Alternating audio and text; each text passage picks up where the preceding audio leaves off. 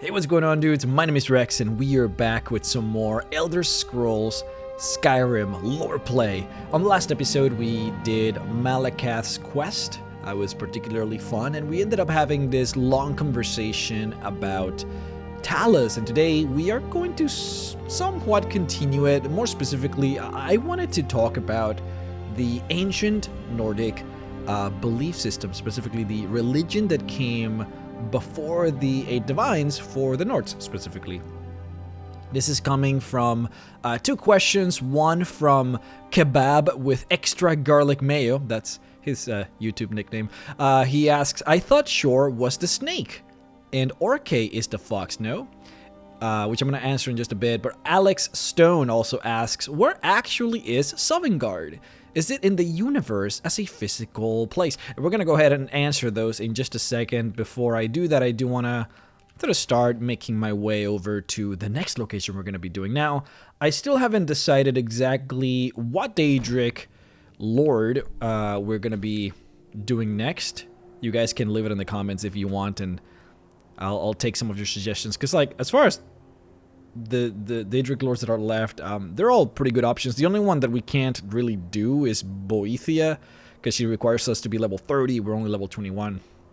Hermaios Mora is also part of the Magus quest line, so I'm going to be leaving that for then. But basically, any other Daedric lord that we haven't done, it's up for business. But yeah, we are going to be continuing on a little bit here, because there is a Dwemer dungeon very close to this city. And I just sort of wanted to complete this area before we moved on. You can already see it on the map there, where we're going to be going. But yeah, to answer the question, because I wanted to continue talking about the ancient Nordic costumes. So the question was, I thought Shore was the snake or Case the fox. So I already answered this on the comments, but I wanted to sort of touch base here also in the video. So the ancient Nordic beliefs are basically very tied up to animals. What is considered to be sort of like a totem-based religion. There happens to be a bear god too, which is interesting. So these are, like I mentioned before, the murals that you can find on the ancient Nordic dungeons. And it's just really a bunch of animals that the Nords represented as gods. There is the fox, the bear, the hawk, the wolf, the moth, the snake. There is the dragon, the whale, and the owl. And these all are supposed to be literal gods that the Nords believed in. Many of those who actually are still alive and made it into the 8 Divines. Like, these are all real, powerful spirits that had considerable magical power, enough to be basically considered gods in their own right. Now, 2 of them are dead. Of course, Shore, which was sort of the name that the Nords gave Lorcan.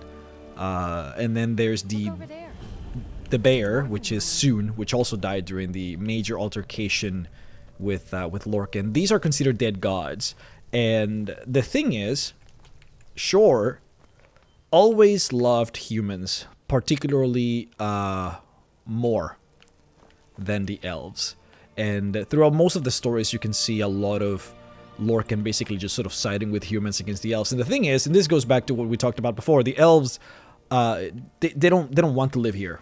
Like, this world that you see before you, this is what Lorcan wanted. Lorcan wanted to create this planet where people could live and experience feelings and sort of learn to understand each other. The idea being that, and this is just a theory that you read a little bit here and there, but the theory being that Lorcan wanted to create a place where even gods themselves could improve, because the idea of a god in the cosmos is this static energy that doesn't change. Lorcan wanted to, and of course this is why he's seen as an agent of chaos, he wanted to improve himself. He wanted to find a place where he could have limits, so that then he could surpass those limits. And that was sort of like one of the main reasons why he created this world. The elves do not want to be here, they want to leave. Humans enjoy living here, they like it here. So you can see how Lorcan would side with humans against the elves. And the elves, of course, wanted to kill Lorcan for what he did. You can see here, we want to enter this Dwemer dungeon. You see it on the map here. We're supposed to be in Avanchnzel, and but we actually cannot enter. this big piece of rock in here is actually blocking our access. What we have to do is basically find the quest. And once we do, this enormous piece of rock here is going to be opened, mysteriously so. So let's go ahead and do that. The quest actually starts in Rift, and I wanted to come here just to show you the rock before actually opening it. And also get the fast travel location, which is pretty useful. We're actually going to be making our way to the harbor, where we are supposed to find an Argonian that's going to give us the quest. You right, buddy? Oh no. He's giving me the eyes, dude. He's like giving me those eyes, like, help me, please. Sorry, dude. Got places to go. Lore to dispense. So yeah, the Nords consider all of these entities basically like real gods, and they were real gods. There are two dead gods, which is the fox and the bear, which died in the Great War. The reason that in all of Skyrim that you don't actually see any shrines to shore or any shrines to Sun is because the Nords consider Sovngarde to be its own shrine. They say that it would be a sacrilege to make a shrine here in Skyrim when they already have the biggest shrine in the universe, Sovngarde. Please help me. I'm going to lose my job at the Rift and Fishery. You are a drug addict. I don't want to talk to you. I'm looking for another Argonian, and this one is a little bit harder. I was going to say harder to find, but nope, apparently not. Why? Why do you pursue me? You must take the lexicon. Free me of my burden. Lexicon? Burden? What are you talking about? The memories. I cannot stand them. You must take them away. Return them to Avanchnzel. You must take the lexicon from me. Please, take it now. You must bring it to Avanchnzel. In the west, return it to them. It must go back. And if I try to talk to her again... It's yours now. I won't take it back. I won't. Avanchnzel. Take it to Avanchnzel. You must take it back. Yeah, she basically will not talk to me until I take this thing back. And what she gave me, I think I can find in Miscellaneous. Here we go. This is a Dwemer artifact that apparently was given that Argonian some memories that she could not tolerate. Now, what this is basically a fancy USB drive. Is a magical USB drive. This is full of ancient Dwemer memories, and our job is going to be to take it back into the Dwemer dungeon, basically, and just put it back where it belonged. That very nice woman was a part of an adventuring group that went into Avanchnzel and stole the lexicon to obtain ancient Dwemer knowledge. And apparently it was haunting her, so we're going to go ahead and help her. And as you can see, the door has been opened for us now that we have the lexicon. It opens automatically as soon as you start the quest. So let's go ahead and go in. It's going to be another Dwemer dungeon, but it's fine, guys. I have a lot of questions to answer, so we don't have to suffer this against this quest and to be pretty long. I don't like this place. It feels like we're being watched. It's a simple job, Drennan. We get in, we steal the lexicon, we leave. Don't get jumpy. If you two cannot handle this, we can find others to hire. Enough. Their services will be more than adequate. Let us continue. There you go. So the woman used to be part of a small group. I guess she hired two bodyguards to help her in this quest. And we'll see what happens to them in just a bit. It's interesting, I just wanted to point out, you know, the Dwemer do have what appears to be clearly magical lamps, but what's interesting about it is that this is actually not very rare in the world of Elder Scrolls. It's rare in Skyrim specifically because the Nords are so, I guess, backwards. But typically, like if you play Elder Scrolls Online, you would notice that this is actually fairly common in the world. In the Empire specifically, it's you do see a lot of magical light. It's not particularly hard to make. I mean, I have access to candlelight, right? So it's it's not too difficult. It's just funny that it's kind of interesting that the Dwemer sort of have access to it when Skyrim generally doesn't, but that's probably more to say about Skyrim being so backwards rather than Dwemer being particularly affluent in magic. Which they were, even though they were more technological than other races, they still were particularly good at magic, which you can see based on the fact that they're using what appears to be like garnets, rubies, imbuing them with basically magic or soul magic and giving these robots sentient, well, it's not sentient, but like giving them perpetual energy enough to sustain them for thousands of years, which is way better than anyone has ever done. Not just that, but there's a level of intelligence that these spiders, these workers possess, because these are basically the only reason why the cities are still working in the first place. Like the spiders are fixing the cities. They're fixing all of the engineering. So they have to have like engineering codes inside of them, which is crazy. The level of technology that we're talking about. It's actually insane. But yeah, back to the ancient Nordic stuff. All of the gods are basically like still venerated by the Nords, right? So you have Kain, Mara, Dibella. Malakath is not quite as much, but they still recognize the god. This place is unbelievable. Indeed. Avanchnzel is as much a library as it is a city, built to hold the vast memories of the Dwemer. It's marvelous.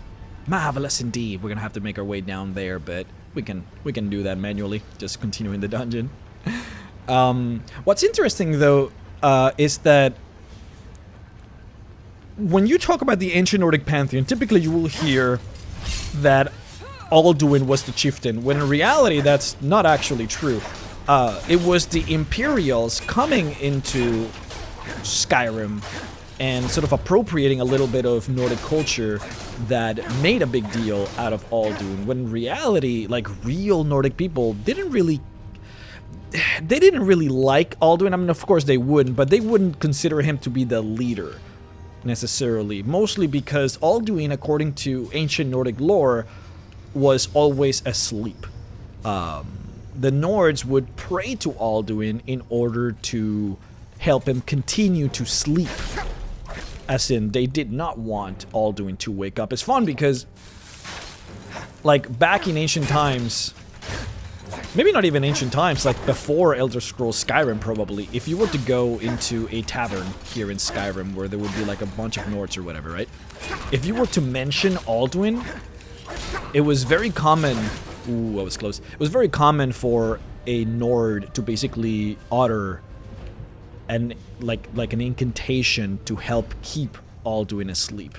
Whenever you would bring up, like, if anyone just came into a tavern and just mentioned Alduin by name, like, that was considered to be rude in Nordic culture, because whenever you would mention Alduin's name, it's sort of like a cultural thing that they feared that Alduin would wake up. So they would, like, pray to him to keep him satiated and to keep him asleep, and that's why they would offer things to Alduin to help him keep him asleep. And the thing is, the belief system of the Nords relies heavily on the idea of cycles, right? So the past cycle used to be the cycle when things were tumultuous, full of wars, where the gods walked the earth. That's when Shore used to, like, basically be alive, and also the cycle that happened before reality was created. And then Shore basically helped usher the new cycle, which is the cycle that we currently live on. And then Alduin is supposed to basically bring off the next cycle. And whatever might happen then, of course, nobody really knows. But that's basically the entire ideology of the Nordic costumes, is relying on this idea. So you basically have what is believed to be 3 sets of gods, or 3 types of gods within the ancient Nordic pantheon. You have what is called the dead gods, which were the gods that brought in this cycle. That would be Shore and Soon, who died for our sins, basically. We have the hearth gods, which are the gods that keep this cycle going, which are Kain, Mara, and Dibella, which are considered to be the most important deities within the Nordic pantheon. Which is interesting because this sort of comes back to what I was talking about before. It is the Imperials that always thought that Alduin was the chieftain, of Nordic costumes, when in reality it's always been Kynareth. I mean, we all know that Kynareth is by far the single most important deity. I can actually level up to heal. Of the Nordic pantheon. Like, there is this very strong, like, idea that, like, when you talk about religion, females are always way more, like strong than males are. In fact, when it comes to high priestesses, like, high priestesses typically have a way stronger grasp of religion than male do, and they're just more powerful, and they're always, especially because the gods also happen to be women, probably had something to do with that too, but and it's interesting also that this applies for orcs too, which is kind of fun, because we talked about it on the last episode, how orcs, like the women are like the most important sort of chieftains when it comes to religious stuff. But all throughout, I mean, Skyrim's history, like, you can see the power of Kynareth. Metal fiends ignoring us. Avanchnzel is waiting. Waiting for what? No one seems to know. Perhaps the return of the Dwemer. Perhaps the end of the world. Best get rid of the ones we see, just in case. Now, you would also have noticed that there are no statues to like Kynareth or Mara or Dibella. Like, there's no like if you go outside on a city, for example, you see the big statue of Talos, right? You don't necessarily see many of that in Skyrim worlds, in the Skyrim world rather. Whereas if you go back in Cyrodiil, there's like temples, right? Like, there's temples to all of these gods of the divines everywhere. But in Skyrim, there's really Talos, big statue of Talos, and you might see like a statue of another god, like in very kind of old places, but necessarily like not just outside. And the reason is because the Nords have this belief in the hearth, like the idea of life and where you live and where people sort of gather. The idea is that you pray in a location where you live, essentially. So if you want to have a statue of Mara, you would have a statue of Mara basically like in your living room. And you would honor Mara in that way by bringing her into your house, basically. We are currently in the Animunculi sort of making station of this Dwemer repository of information. The Animunculi, of course, is a fancy word for robots. So this is basically where they make robots. And we'll see some of that as we proceed through this dungeon real quick. If I survive this, because these guys are fucking me up. Sorry that I'm not being fancy with like summoning spells and using crazy weapons, and like I'm basically just attacking, just auto-attacking. I'm focusing on on talking to you guys, so it's a little bit difficult to be all fancy with my spells. I really should be summoning stuff just to increase my levels on that. Especially because I wanted to use my abjuration stuff. Abjuration, I'm talking like D&D here. Alteration, my oak flesh and stone flesh. I really want to level those. We should have hired a thief. We are thieves, you fool. We're stealing the cube. And yet none of us can pick a damned lock. Okay, well, I can pick a damn lock, so I'll try to do that. Then there is the testing gods, which is really just the one god, which is Orke, known as the snake god, which is supposed to be the god that tries to threaten the hearth. And it is up to the Nords and the gods, specifically Kynareth, Mara, and Dibella, to stop Orke, basically. That's a little chest here, right? Yeah. You would actually find a lot of rubies and garnets in here, which is interesting because the Dwemer seem to have been using them to produce some of these robots. Most of them you can actually see the garnets in action for the workers, which is cool. It's also fun that originally, I don't think I can like. Is there another sphere I can? No. Originally, the dwarven spheres you see that little slit at the top of the head? That used to open. In the concept arts, you can actually see that this was supposed to open, and then a saw was supposed to come out of the head. which was cool. And so the entire face of the sphere, of the Dwarven sphere, was supposed to be cut in half, kind of. And then one side of the face was supposed to be a happy face, and the other side of the face used to be a sad face. So it was like a one of those gesture things. That's how it was originally intended to be, but that never seemingly made it into the game. In any case, the last gods are supposed to be the Twilight gods, which are supposed to usher in the new cycle. So you have the dead gods who fought and died to bring in the new cycle. You have the Hearth gods who watch over the present cycle. And then you have the Twilight gods who usher in the new cycle. So that is Alduin, Stoon, and Junal. So Alduin, you know Alduin, I don't have to explain Alduin. There is the Whale god, which is Stoon, which is supposed to be the brother of Soon, who is the Whale god. You might know him as Stendarr. Now, Stendarr is interesting because he has actually evolved. Whether he's trying to usher a new cycle is unknown. We know that he changed dramatically because he used to be known by the Nords as the god of ransoms. But now, he's the god of compassion and righteous ruling, known as Stendarr. So it's interesting that he sort of had a change of heart, possibly. Because when you think about ushering the new cycle, it really does mean basically like destroying the world, sort of, and then creating a new one, or just changing the way that people live in general in a dramatic way. I mean, it's sort of unknown exactly what the idea of a cycle would truly mean in this context. But the last one would be Junal, who sort of fell out of favor from the Nords, and you would know him now as Julianos. I like to add that like Spanish taste to it, Julianos. Who is he's like the god of like logic and math. It's not really like a popular god. I don't think there's really much talk about him or really much lore about him. It is planning on starting a fire? It is large indeed. I did not anticipate Avanchnzel's size or the time needed to uncover the entrance. A few hours sleep and we should be ready to continue through. Maybe we should turn back. I don't want to sleep here. Drennan, you do understand that the lexicon at the bottom of this place holds the accumulated memories of centuries of Dwemer. Not to mention our pay. So? So we're not turning back, you fool. Besides, you're not scared of a few sleeping metal men, are you, Drennan? Oh snap, dude, you can see their beds here.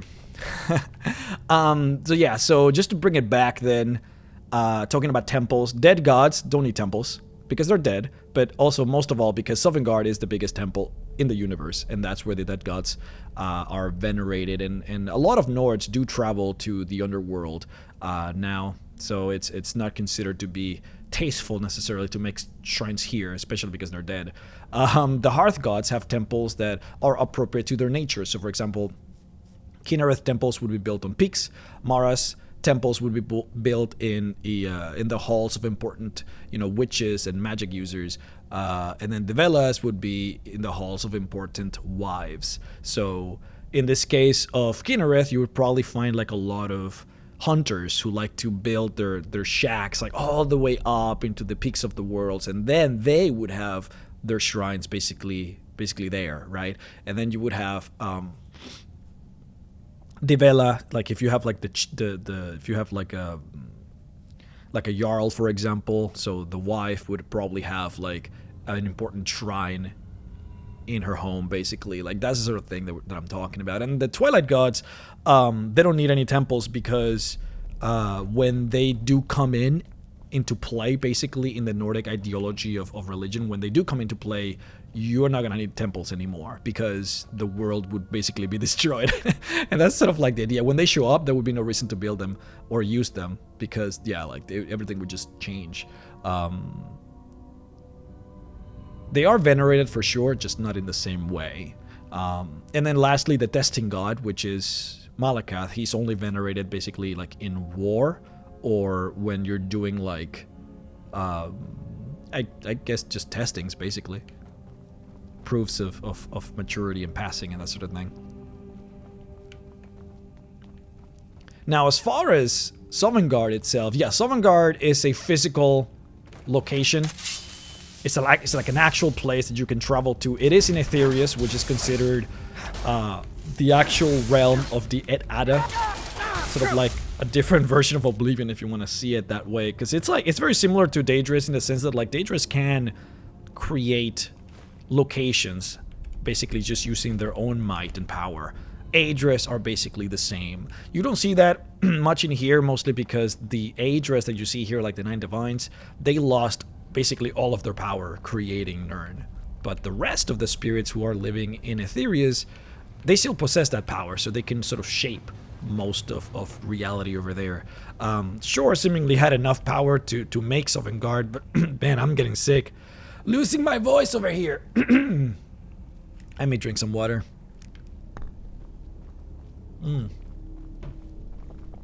Being a little sick this morning.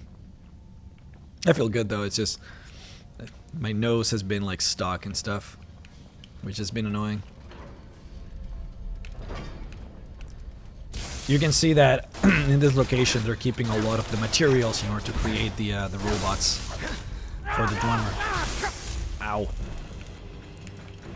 You can see that they didn't go for the whole face thing with the Dwarven spheres. They just have like a normal chill face.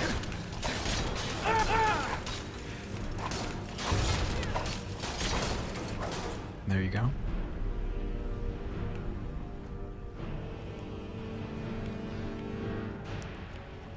But yeah, let's go into the next question. Choji asked me on Twitter. I have a question about Argonians. Are there any Argonians of note that we should know about? We hear about famous named Nords, elves, etc., but who is the most notable Argonian in your opinion? Also, what lore books should we read about them or other resources? Thank you. So Argonians are interesting because for most of history they were very solitary. Like they didn't really go out much until basically like the end of the Second Era, and that's basically when you start talking about Elder Scrolls Online. These things were sleeping. You said they were sleeping. I said they were waiting. It seems a few of them were waiting for someone to try and take the lexicon. Great. Which is interesting. I chose this weapon very appropriately because we are on a mission here trying to, well, basically seeing a couple of strong-willed Argonians in action trying to obtain some treasure from this Dwemer dungeon. But yeah, honestly, there really aren't that many cool Argonians. There's this cool captain considered to be the most infamous of pirates back in the First Era called Brahman. Brahman the Red, or Red Brahman. He was eventually killed. I believe he appears in Elder Scrolls Legends. He's like a card in there, I think. But there really isn't much about him. There is the Argonian from the oh boy, from the Lost Argonian maid. Her name is Lifts Her Tail, which is the most hilarious name for a person in that profession, I guess. Let me summon this. Actually, this would be nice. Let's do this. Let's do Oak Flesh. Give me those sweet levels. Could be summoning bound weapons too, but... Now, a cool Argonian, though, that I think you're gonna like is Kesha. Keshu the Black Fin. She was the, basically one of the main generals of the, Ebonheart Pact of Elder Scrolls Online. But her story is actually much deeper than that, because she, most of what she was known for actually came from before the Elder Scrolls Online sort of war, before she became a general. There is this entire group of books. Man, I am not doing too good here. It's a lot of them. Are we good? Okay. Look, they've been making some of the animunculi here. You can see, I mean, all the spiders are supposed to be the ones that construct and rebuild and fix the whole place. So you would find a lot of them here, just trying to make some more of these centurions, which is dope. I don't know what these gears are supposed to do, because they're just kind of just grinding away. But yeah, you got all the pieces, got the places where they would be built, and I would imagine that the spiders would be all over the place here, just kind of building them up, which is really, really cool. And then you would have the Dwemer sit here and just kind of eat. Well, the entire process would be sort of automated. They wouldn't have to do anything. You know, they're sitting here. Okay. But yeah, so Keshu the Blackfin, she's cool. She, if you want to read about her, basically you can just Google Keshu the Blackfin, and there are like 8 or 10 lore books basically about her. I don't think they appear here in Elder Scrolls. Skyrim, Keshu. Yeah, she's not here. You would have to basically find them either online or in Elder Scrolls Online. But there's like 10 books that it's just like basically her entire life story from the time that she was an Argonian egg, all basically up until she became like the general of the Evenhard pack, and eventually decided to leave the pact so that she could go back to Argonia, to her homeland, to sort of improve. Like the whole notion of the character was that she was the Argonian that opened up the Black March towards the world. Like what her goal was that she wanted to explore the world, become an adventurer, become a hero, basically get to understand the world, and then bring what she had learned into her homeland so that she could improve the lives of her Argonian brethren, because she saw that there was just a lot of poverty in Black March. There was a lot of thievery, and like it was just not a very good place to live in. Seems like Brennan actually ended up dying. We're gonna see how here. I can't do this. We shouldn't be here. I'm sorry. Drennan! Let the field mouse run. Your pay will be double. My pay will be nothing if we die in here. Calm yourself, Freya. We are closing in on the lexicon. I can feel it calling. We'll continue without Drennan. I actually lied. We don't get to see him die. We don't even get to see exactly what killed him, because there is no enemies here. There's not even like, I don't know, like a Dwemer machine destroyed somewhere. Like he's just dead. Just dead. But he did die with apple pie, so you know, can't let the apple pie waste. I can sell this. I should be getting some. I haven't been looting. You guys have been calling me out on it. I really haven't been looting much. There really isn't anything particularly interesting that like I really want to loot. But I'm also supposed to be farming money so that I can make my my Hearthfire house. So I probably should be looting more than I am. But yeah, there's really not much that I talk about. If you want to know more about her, you should read her. Read on her. It's like it's a pretty long set of books. She's particularly interesting. Hear the lexicon calling out. Sure. Sure, dude. Grab it and we get out, right? Once we have the lexicon, we'll need to take it to its podium. I know what to do from there. Soon the lexicon's knowledge will be mine. Ours. Soon the lexicon's knowledge will be ours. Of course. Now the next question. This is really looking forward to this one. So Frederick Imgermarson, I'm sorry if I butcher your name. It says, a question, Rex. Is there a difference between a Daedric prince and a Daedric lord? If they are the same thing, then why are there 2 words and maybe different people in Elder Scrolls use different terms? This one is interesting. Is there a difference between a Daedric lord and a Daedric prince? What's interesting about it is that there appears to actually be a difference. Hello, sir.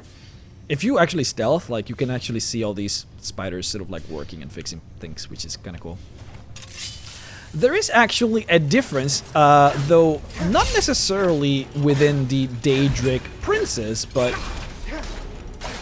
between the Dremoras. So, if you actually go back into Oblivion, you would notice that the Dremoras have very peculiar titles that actually differentiate themselves from one another. And the titles have a lot to do with the power that they possess, and you would most likely only find that the higher sort of ranked Dremoras would only appear if you're, of course, higher level, if the situation would demand higher power to be issued. This guy's freaking out over here. You can see the garnet over there that they use. Okay. So, yeah, Dremora's... And this goes back to what I was talking about before with Clavicus Vile, when I said that in the world, like, in the actual realm of Clavicus Vile, like, he has an entire civilization that lives there. Like, a real culture with cities, and like people and nobles and commoners and like dogs and like people live in Clavicus Vile's realm, and it's very similar to sort of what happens in Merum's Dagon realm of Oblivion. Almost there. I can hear the lexicon. Come on, quickly. Something doesn't feel right. Wait. I think she says wait. Yeah, there you go. People, like, it might not look like it when you go in and play Oblivion, but there are like cities and places where the Dremora like actually live in Merum's Dagon world in Oblivion. They have rules and laws, and you know, if you read some of the Daedric books on the Dremora, like, you would see that these people actually have feelings. Like, they fear things, they eat, they want to succeed, like they don't want to die, like they basically have like emotions, as you would imagine, for example, a human would have, and they want to improve themselves in life, and they understand the idea of hierarchy, specifically because Dremoras also are like an extremely sort of honor-bound militaristic society, and much like any of those, you would find that they rely a lot on hierarchies and titles and this sort of more classical approach. It seems like someone actually ended up dying here, and you would see that there's this hardcore trap. So the Dwemer really didn't want anybody to make their way into this next room, but yeah, that's not a jump that I'm gonna make. Oh my god! Yeah, I am not any better than this guy. Not any better. There's actually a really cool trick where we can... It's gonna be a boss on the other room, and we can actually...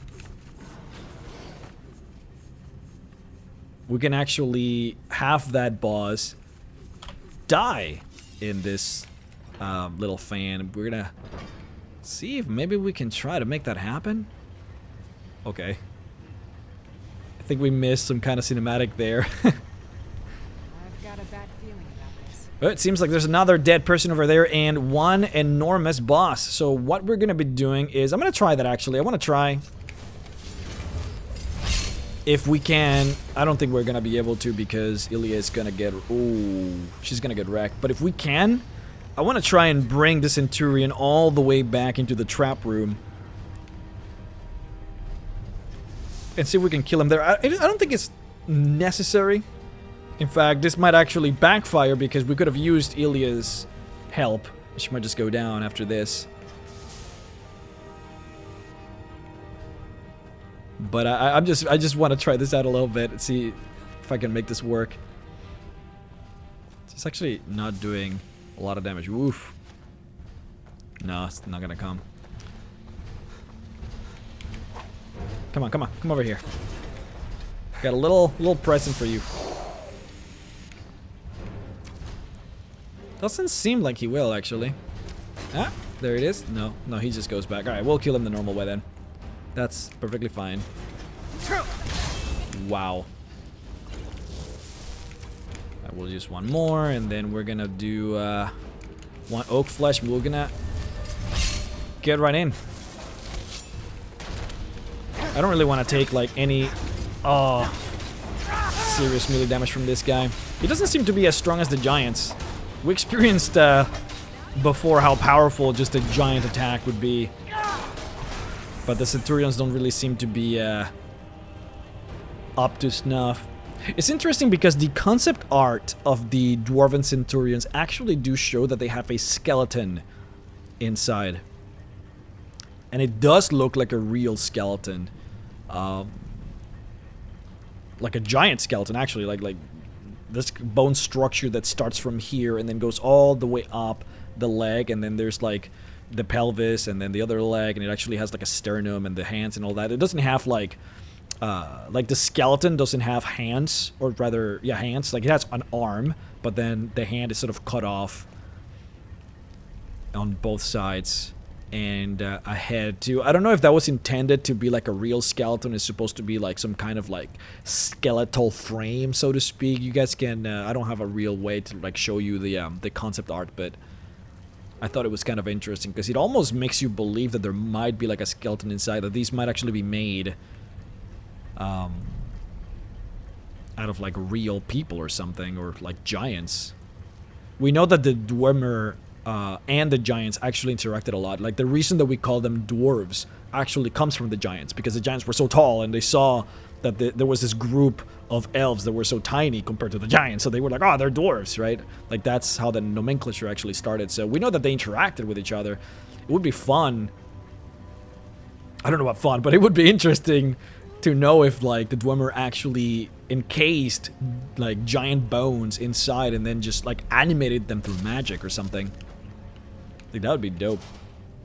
And of course the very rare Centurion Dynamo Core, which is basically just like perpetual energy.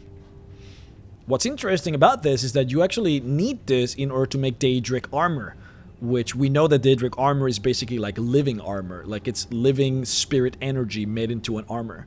So this basically that we have here is like life energy in some ways, or supposed to maybe replicate it in some fashion, which is interesting. And of course the red crystal, which some form of ruby or garnet or something like that.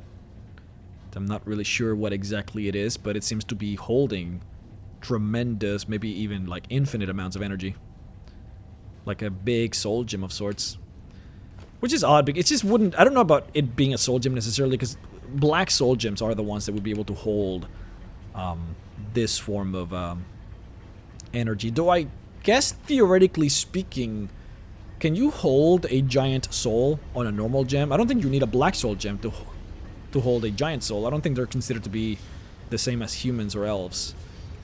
That would be interesting to read on. Another apple pie. These guys are having fun, dude. We're gonna put the lexicon here, and we obtain ancient knowledge. Let me see what it says for that. Ancient knowledge. Knowledge gained from the lexicon gives you a 25% bonus when wearing dwarven armor, and blacksmithing increases 15% faster. So this was supposed to give us, so this is like a USB drive basically, and therein was this knowledge of Dwemer culture and Dwemer sort of styles, and it seems like this lexicon specifically was on how to build, how to smith Dwemer stuff, because that's the type of knowledge that it seems like we got. It is very likely that the adventurers actually thought that they were gonna get something better, maybe like a different kind of knowledge. What they got instead was about engineering on how to make this animunculi, it seems like, or how to smith with Dwemer ingots, because, yep, we're better at doing that now that we've done this quest, which is cool. Not the most interesting of quests, that's why I wanted to just kind of focus the episode a little bit on other stuff. But alas, we are at the end of things.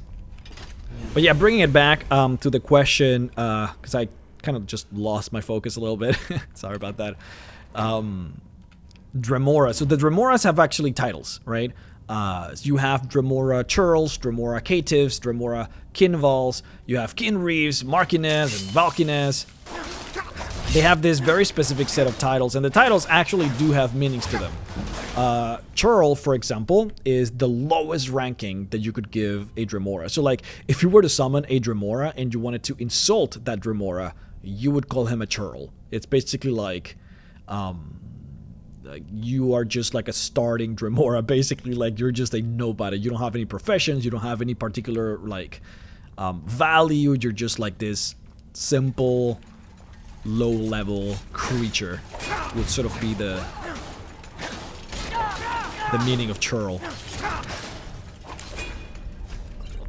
Then you have caitiff. And caitiff are basically sort of like the Dremora that are something. Like, if you have any form of profession, if you're good at actually fighting, for example, like a churl wouldn't necessarily be good with fighting. You would just give a Dremora a sword and he would just be like, okay, I'm a churl now, right? A caitiff are the type of Dremora that can actually fight.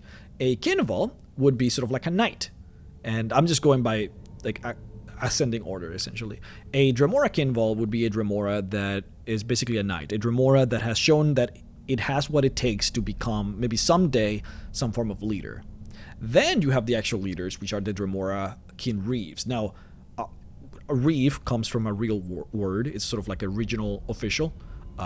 These Dremora specifically are sort of like the police, the field commanders. These are like the leaders. So if you were to see like a small battalion of Dremoras, you would have the kin reeve who would lead them in battle.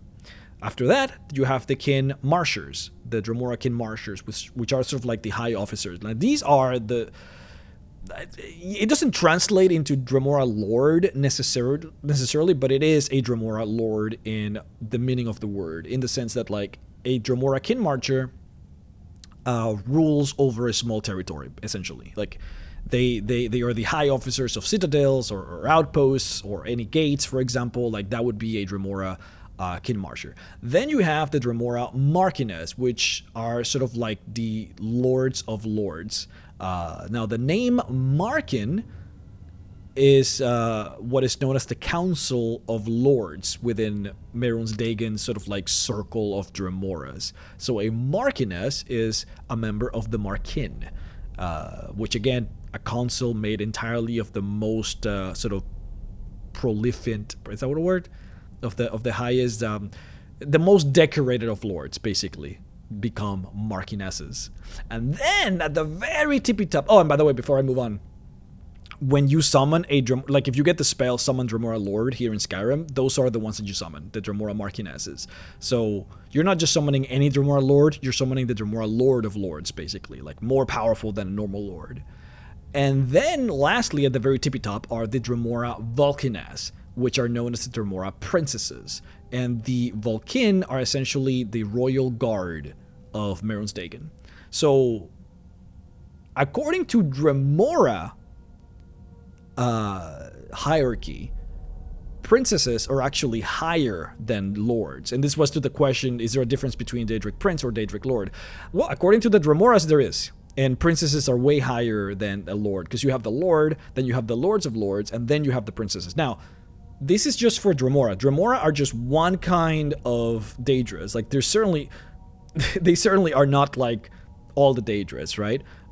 So you kind of have to take that a little bit, you know, with a grain of salt. That being said, though, the Dremoras are basically like some of the more numerous Daedras that exist within the mythos of, you know, Elder Scrolls. And on top of that, there are also some of the better ones. Like, in terms of intelligence, in terms of martial prowess, they essentially are like some of the strongest like cultures that exist. So that does show something, at least, that they would consider, for example, the nomenclature of prince more important than lord. So I would imagine that it's very likely, because Dremoras do share a lot of mental similarities with Mehrunes Dagon, because they essentially were sort of like, they serve Mehrunes Dagon for the most part. So it is probably understood that they do, because they share some similarities, like mentally, between each other. So I would imagine that if you, for example, were to deal with Mehrunes Dagon and you were to call him a Daedric Lord, he might even correct you and that he is a prince, not a lord. But again, that's just like, he's never done that, right? Like, no Daedric Lord has been like, actually, I'm a prince, not a lord. Like, that has never happened. So there's no way really to know if there's a difference, though according to Dremoras there is, and that's really all we know, which I thought was kind of interesting. Appreciate the question. Anyways, guys, that's gonna be it for this video. Seems somebody very unfortunate ended up dying here. We're just gonna be making our way out. There's really nothing else to do in this dungeon now that we have delivered the lexicon. We are basically ready to go and maybe continue on to our next quest. So Let me know what Daedric lore you guys want me to do, and I will try and do that. Thank you so much for watching. Make sure to follow me on Twitter. You guys have been so great at following me on Twitter. I've been getting a lot of followers thanks to you guys, more than I've gotten probably like within the last like 4 months just doing my normal lore videos. It's nice to see that I got some of you who actually want to listen to me say dumb shit on Twitter. I really appreciate that. Make sure to also support me on Patreon if you can. That would be highly appreciative. I would be highly appreciative of it. Keeping these videos going, that's a good way of supporting me if you have the means for it, and I would be endlessly happy if you were to do that. Anyways, thank you all so much for watching, and I'll see you all on Thursday for the next episode of LorePlay. See you all next time.